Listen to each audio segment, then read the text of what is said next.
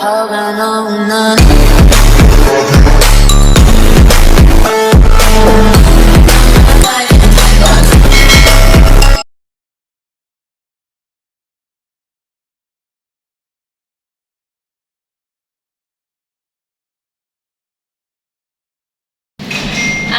warahmatullahi wabarakatuh.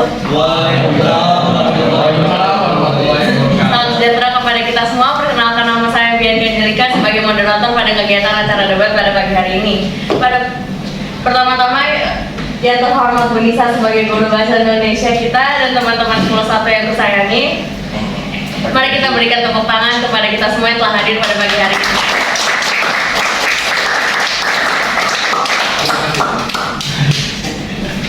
Pagi ini kita akan mengikuti kegiatan debat di antara tim afirmasi dan tim oposisi. Di sini kedua tim akan berdebat tentang pajak. Masing-masing tim juga akan memberikan pendapat masing-masing terhadap topik yang akan dibahas. Di sebelah kanan saya ada di sebelah kiri saya ada tim afirmasi dan di sebelah kanan saya ada tim oposisi. Nah, sebelum kegiatannya berlangsung, di sini ada beberapa aturan-aturan selama kegiatannya berlangsung. Yang pertama, harus menyatakan argumen yang logis atau sesuai fakta. Kemudian harus berbahasa santun dan sopan. Apa coba? Gue nggak ngomong lagi. Dan tidak menyatakan pernyataan negatif. Ibu guru beserta teman-teman sekalian, mari kita ucapkan basmalah.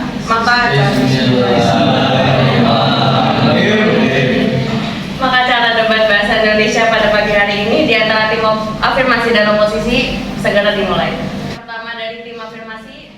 Selamat pagi teman-teman semua, kami dari tim afirmasi.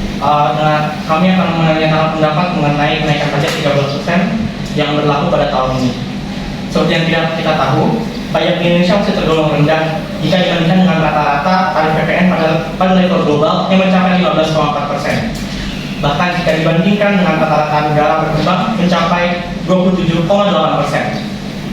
Diketahui bersama juga, Indonesia tidak pernah menaikkan pajak PPN semenjak tahun 1987 dan dia naik selama 1 dekade. Hal ini bisa kita aplikasikan untuk menaikkan PPN karena dari PPN itu hasil dari PPN bisa menambah anggaran untuk negara. Yang kita ketahui bersama, Indonesia sedang membangun ibu kota baru yang pastinya butuh anggaran yang sangat besar. Juga anggaran Indonesia saat ini terpotong lumayan besar untuk penanganan COVID-19. Terima kasih dari saya. Wassalamualaikum warahmatullahi wabarakatuh. Waalaikumsalam. Dari tim oposisi, kita ingin menyatakan pendapat. Saya Abdurrahman ingin menambahkan Pak. Jadi pajak itu ibaratnya seperti balik modal ya. Apa yang kita bayar itu akan digunakan seperti pembangunan jalan, sekolah, BPJS dan lain-lain. Setelah itu seperti yang tadi kita utarakan, jadi ada penurunan juga ya. Tentunya seperti masyarakat kecil tidak perlu membayar pajak yang di bawah gaji UMR 4,5 juta per bulan. Baik, saja. Dari apa yang dijabarkan tadi, apa sih yang didapatkan oleh masyarakat tentang pajak tersebut? Dari tim oposisi ada yang bertambah. Assalamualaikum warahmatullahi wabarakatuh. Saya mau merespon tadi yang kita bilang. Tadi kan Anda bilang ada keringanan yang diberikan ke masyarakat menengah ke bawah. Apa itu menjamin ekonomi yang makin membaik dan apa buktinya? Selanjutnya saya akan menanggapi pendapat dari Diva. Tadi kan Diva menanyakan apa itu efektif. Pemerintah akan setiap melakukan evaluasi dari kenaikan pajak PPN ini. Jadi pemerintah akan terus melakukan evaluasi apakah kenaikan PPN ini akan bersifat efektif atau tidak untuk kemajuan ekonomi masyarakat Indonesia. Apabila tidak efektif, mungkin pemerintah bisa melakukan terobosan-terobosan baru untuk mengekalkan kondisi ekonomi Indonesia pasca pandemi. Contoh terobosan baru sebagai masyarakat tadi. Kalau untuk video untuk pemerintah, kita bisa alokasikan uang dari PT Freeport. Kita tahu PT Freeport itu milik Indonesia kan, tetapi dikelola oleh orang asing. Masih banyak korupsi-korupsi yang terjadi pada itu. Bisa kita lihat juga berita yang sedang ramai pada saat ini, kenaikan biaya haji masih banyak korupsi yang terjadi pada biaya haji tersebut. Bisa kita lihat berita yang banyak berseliweran di media sosial, gelang haji yang harusnya 5.000 dinaikkan menjadi 30.000. Itu masih terdapat banyak korupsi di kenaikan biaya haji tersebut. Bisa kita awasi, bisa pemerintah awasi dengan lebih baik dan alokasikan biaya tersebut ke masyarakat agar ekonomi Indonesia menjadi pulih seperti sebelum pasca pandemi. Terima kasih. Ini saya menanggapi yang dari pernyataan dari Kenzi dan Audrey yang mengatakan bahwa hasil pembayaran pajak akan kembali ke kita sendiri. Lalu bagaimana dengan masyarakat yang tidak mendapatkan atau merasakan hasilnya tersebut, merasakan keuntungannya maksudnya? Terima kasih. Itu juga bisa merasakannya kayak seperti BPJS, terus KJP juga, KJMU itu juga dibiayai oleh hasil dari pajak yang dibayar. Terus kayak jalanan kan semuanya kan ngerasain kan, ya nggak mungkin yang nggak jalan di jalan. Kayak fasilitas di jalanan, kayak iya rumah sakit, kan juga. Kita dapat bilang untuk membuat jalan itu bagaimana jika jalanan masih banyak yang rusak dan anjlok yang tidak ramah bagi masyarakat. Kayak pajak kan pasti. Terus jadi nanti juga pemerintah bakalan apa sih kalau mau benerin? Apa? Renovasi jalanan juga kan, yang hancur dibenerin. Yang menanggapi pendapat dari Mati, kan bisa kita lihat sendiri pada saat ini Indonesia itu seperti Jakarta sentris kan. Kita mengumpulkan pajak, Indonesia itu seperti Jakarta sentris. Jakarta sekarang sudah seperti kota megapolitan. Untuk perbaikan jalan sendiri bisa dilaporkan ke pemerintah lewat situs-situs resmi pemerintah DKI Jakarta. Untuk pajak dari yang kita kumpulkan itu sendiri bisa pemerintah alokasikan untuk pembangunan daerah-daerah pelosok. Seperti yang kita ketahui bersama, di daerah-daerah pelosok itu masih belum sampai internet, perbaikan jalan yang sama sekali belum ada. Makanya pemerintah alokasikan pajak kita untuk membangun jalanan dan infrastruktur di daerah-daerah pelosok.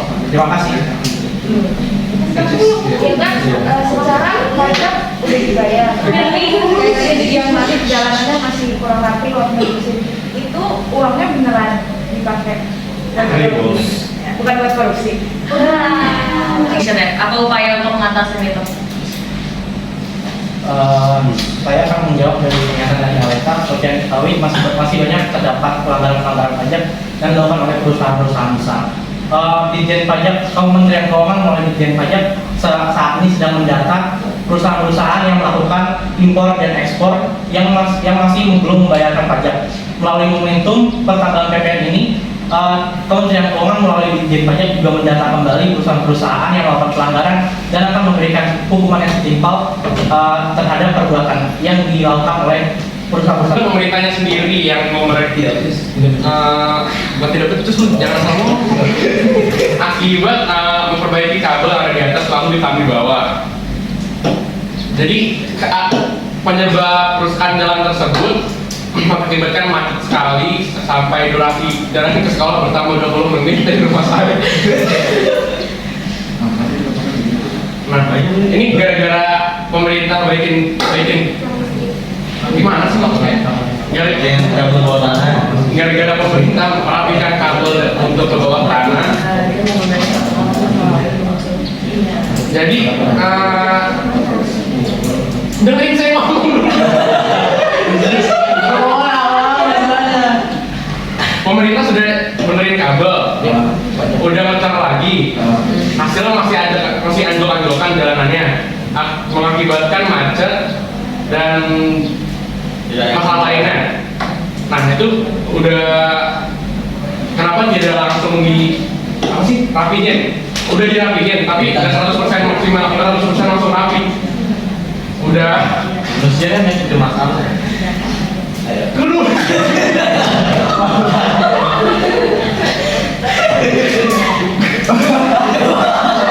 Apa? Pertanyaannya jelas, Bu. Pertanyaannya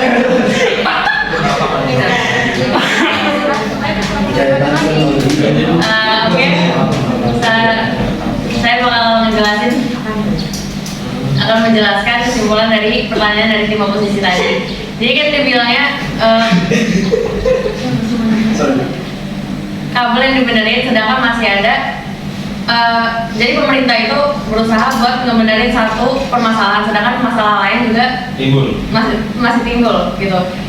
Sedangkan pajak aja itu kita selalu bayar, tapi kenapa belum ada feedback yang kita dapat? Itu maksud saya tuh. Bener dia. Anda bertanggung jawab kayak misalnya korupsi biaya pajak itu, jadi Anda bisa melaporkan ke website yang pemerintah sediakan. Akan ditanggapi. Pastinya akan dilakukan. Serius. Iya lah. Gue bilang jangan dia bener jamin ya. Pernyataan yang saya bilang ini bukan karena ulah masyarakat sendiri, tapi karena perbaikan kabel dari pemerintahnya sendiri, bukan dari masyarakatnya. Berat deh. Perbaikan kabel kan. Apa ya, fungsi buat jangka panjang, nggak mungkin sekarang juga kan. Jadi pemerintah juga melihat fungsi jangka panjang juga lah. Kayak lanjut dari Saya oposisi. Tadi kan seperti yang tim oposisi bilang, kita udah bayar pajak. Karena gimana feedbacknya? Kan seperti yang tadi malam itu kan ada penggalian kabel. Itu untuk mengevaluasi kabel-kabel yang ada di bawah tanah. Itu pasti feedbacknya kan kita juga, karena ada aliran listrik dan aliran internet yang sampai ke rumah kita. Kalau misalnya nggak dievaluasi itu bisa aja listrik di rumah kita terputus, internet juga bisa terputus. Itu yang feedback yang dirasakan.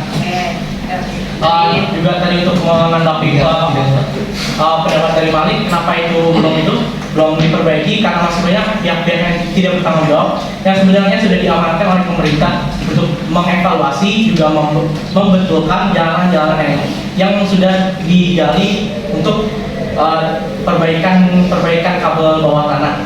Itu bisa Anda laporkan ke website resmi pemerintah seperti website pemerintah DKI Jakarta, bisa ada akses dan itu pasti sudah pasti akan ditanggapi oleh pemerintah. Bisa Anda laporkan sekarang juga ataupun kapanpun. Terima kasih. Dari tim oposisi, sangat menanggapi. Saya menanggapi yang tadi dibilang sama Audrey waktu Manik bilang yang jalannya belum betul-betul diambil. Terus tadi Audrey bilang karena banyak yang dikerjakan, karena kasus jalan yang kurang rapi itu cuma satu di Indonesia. Tapi kan dengan pajak yang dibayar harusnya membantu dong untuk membayar pekerja di seluruh daerah. Karena kan yang bayar pajak di negara itu kan cuma satu orang, bisa nggak dihindari kan? Nah itu kenapa nggak dilakukan? Upaya itu kenapa nggak dilakukan? Nggak dilakukan. Karena kan ada orang-orang nih yang udah diperintahin, udah ada anggarannya, disuruh buat ngelakuin hal itu. Tapi tuh terkadang ada orang-orang yang nggak bertanggung jawab tuh, jadinya pekerjaan itu jadi kayak udah terlalai aja gitu. Jadi ini salahnya tuh karena banyak orang-orang yang kayak gitu, banyak orang-orang yang udah dikasih amanah, udah dikasih anggarannya, cuman dia nggak dikerjain sama dia. Sudah tahu banyak orang-orang yang lalai, kenapa tidak diurusin orang-orangnya? Bisa saya tanggapi pernyataan Malik, kenapa sudah tahu banyak orang-orang yang lalai, kenapa tidak diurusi? Seperti yang kita ketahui, pemerintah sedang mengurusi orang-orang yang banyak melakukan korupsi tersebut, seperti ditangkap-tangkapi atau dan lain sebagainya. Tetapi orang yang melakukan tindak itu bukan hanya 1-2 orang, tapi banyak dan hampir semuanya melakukan itu. Pasti terdapat pemotongan anggaran yang dilakukan oleh orang-orang yang tidak bertanggung jawab. Dan pemerintah itu sebagian pemerintah tidak tahu bahwa itu dipotong pajaknya. Bisa masyarakat yang merasakan langsung dampaknya, masyarakat bisa langsung melaporkan ke pemerintah. Itu gunanya masyarakat yang memberikan masukan kepada pemerintah. Terima kasih. Saya menanggapi tadi Andika bilang. Jadi Andika bilang karena pekerjanya banyak yang tidak bertanggung jawab. Artinya secara tidak sengaja uang masyarakat yang dibayar untuk membayar pajak bisa lo gunakan dong dengan membayar orang-orang yang bertanggung jawab. Nah itu Jadi uang pajak kita jika kita bayar tapi digunakan oleh orang yang tidak lalai. Yang tidak lalai. Terima kasih. Apa yang lebih pusing? Masih ada yang lain. Ini lain apa boy? Yang sebelah sana dan mana we? Ya.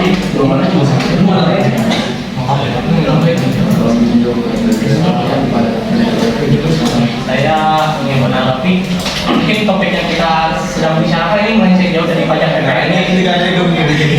Ini bukan saya tidak mau menanggapi, sebenarnya saya mau menanggapi, cuma ini melenceng jauh dari tema perdebatan kita. Bisa kita kembalikan kepada tema yang kita perdebatkan atau tidak, itu tergantung dari tim oposisi karena yang menyerahkan. Terima kasih. Nah, topik pembicaraan debat sudah mulai melenceng jauh dari topik perdebatan yang sebenarnya kita harus bahas. Mari masuk kembali ke topik awal, yaitu pajak PPN. Belum pernah terjadi penyesuaian tarif PPN di Indonesia semenjak 1984. 37 negara telah menaikkan satu dekade terakhir. Kenaikan pada waktu yang tepat, ekonomi telah berjalan lancar dan pendapatan negara telah terkuras habis untuk penanganan COVID-19 selama 2 tahun. Dan pemerintah juga terus melakukan evaluasi dan pengamatan dampak penyesuaian ke masyarakat ekonomi rendah. Gitu, saudara. Oke, lanjut ditanggapi pernyataan di afirmasi. Intinya kenaikan PPN ini wajar ya, karena selama 1 dekade terakhir semenjak tahun 1984 PPN Indonesia belum pernah naik sama sekali dari 10%. Jika kita bandingkan dengan PPN global itu sudah naik sebanyak 15,8%. Jika kita bandingkan dengan rata-rata PPN dari negara-negara berkembang itu bisa mencapai 27% hanya untuk PPN-nya. Untuk menanggapi itu kita juga harus menaikkan nilai PPN kita untuk mengimbangi dari rata-rata global maupun rata-rata negara berkembang. Seperti yang kita ketahui, Indonesia ini menjadi negara maju, sehingga ini merupakan salah satu upaya untuk meningkatkan anggaran, untuk meningkatkan infrastruktur, serta menjadikan negara Indonesia sebagai negara maju, bukan lagi sebagai negara berkembang. Terima kasih. Itu dong. Ya, mau ditanggapi. Baik. Dan tim oposisi ada yang mau ditanggapi dari pernyataan Icira dan kesimpulan dari Baya. Boleh 3 jam dulu? Hah? 2 jam? 3 jam itu? Oh, bener-bener belajar. Dari kenaikan pajak yang sudah terjadi, banyak sekali timbul masalah yang besar. Salah satunya adalah penyerapan tenaga kerja menurun. Itu community anggarannya bertambah kan. Nah, dengan anggaran yang bertambah itu jadi pemerintah ini jadi bisa membuka lapangan pekerjaan nih dari usaha-usaha BUMN yang ada sekarang. Jadi dengan bertambahnya PPN itu, jadi pemerintah itu bisa membuka lapangan pekerjaan, jadi bisa banyak yang menyerap tenaga pekerjaan. Udah, tim oposisi. Saya mau menanggapi tadi. Dia bisa bilang dengan kenaikan pajak ini dapat menambahkan anggaran negara. Kenapa kesannya Indonesia harus mengejar target layaknya seperti negara-negara lain di ASEAN tadi? Kalau jawabannya untuk memperbaiki ekonomi atau demi Indonesia maju, lantas apa udah terpikir gimana rakyat kecil menjalani hidup sehari-hari? Saya ingin menanggapi pernyataan dari Diva. Seperti yang kita ketahui, pandemi sudah menyerang kita semenjak 3 tahun yang lalu ya. Semenjak itu Indonesia sudah mengerahkan upaya-upayanya seperti pembangunan banyak fasilitas kesehatan dan banyak mengimpor obat-obatan dari luar untuk menyembuhkan masyarakat Indonesia yang terpapar oleh virus COVID-19. Dan semua upaya-upaya itu menghabiskan dan menguras anggaran-anggaran yang dimiliki oleh Indonesia. Untuk memulihkan ekonomi tersebut, pastinya kita membutuhkan pendapatan yang lebih lagi untuk memulihkan ekonomi Indonesia seperti sedia kala. Untuk benefitnya untuk orang-orang kecil itu pastinya juga pasti dirasakan. Dampak dari anggaran itu bisa kita rasakan lewat misalnya kita bicara tentang puskesmas. Puskesmas itu merupakan pusat kesehatan masyarakat yang rata-rata tidak di masyarakat kecil itu datang ke puskesmas. Nah, sumber uang untuk pembuatan puskesmas atau pembiayaan obat-obatnya dan dokter-dokternya itu berasal dari anggaran pendapatan belanja nasional yang didapatkan sebanyak 80% dari pajak nasional Indonesia. Terima kasih.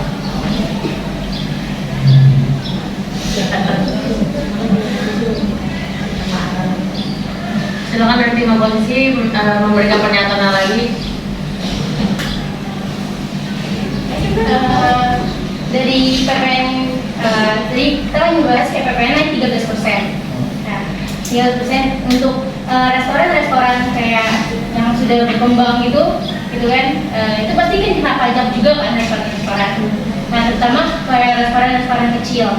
Nah, terus kayak apa sih kayak dampaknya kalau restoran-restoran kecil gitu tetap dapat pajak. Saatnya jam ke-7 dimulai. It's time to begin the 7th lesson. Nah, aku dapat kayak restoran-restoran kecil itu kena pajak, terus juga kayak pengunjung juga pada kayak berkurang gitu dampaknya. Ya cara mengatasinya. Masih silakan tanggapan. Seperti yang kita ketahui bersama, restoran-restoran kecil itu sejatinya tidak kena PPN, karena yang kena PPN itu merupakan penyerahan barang jasa kena pajak dari luar pabean dalam pabean. Otomatis yang kena pajak itu restoran-restoran dari luar negeri, bisa kita lihat seperti McDonald's, Solaria dan lain sebagainya itu pasti kena PPN karena itu merupakan restoran dari luar negeri. Dan untuk restoran-restoran kecil seperti restoran punya warga lokal itu tidak kena sama sekali, kecuali barang-barangnya dia impor dari luar ke dalam negeri. Dan barang-barang dari Indonesia masih banyak yang berkualitas dan bisa dimanfaatkan oleh restoran yang dimiliki oleh warga-warga lokal. Terima kasih. Dari topik debat pada hari ini, semua pertanyaan telah dijawab dari kedua belah pihak. Semoga tidak ada dendam. Semoga semua pertanyaan telah dijawab dan tidak ada dendam pribadi setelah kegiatan debat ini berakhir. Terima kasih untuk harapan saya untuk pajak ke depannya itu, semoga masyarakat juga mendapat feedback yang lebih banyak dan lebih baik dari pemerintah, dan korupsi juga lebih menurun di negara Indonesia ini. Amin. Nah, baik, terima kasih untuk pembicaraan dari kedua belah pihak. Kepada guru pembimbing dan peserta debat, saya ingin mengumumkan bahwa kegiatan debat pada hari ini telah berakhir dengan mengucapkan syukur alhamdulillah. Sesi debat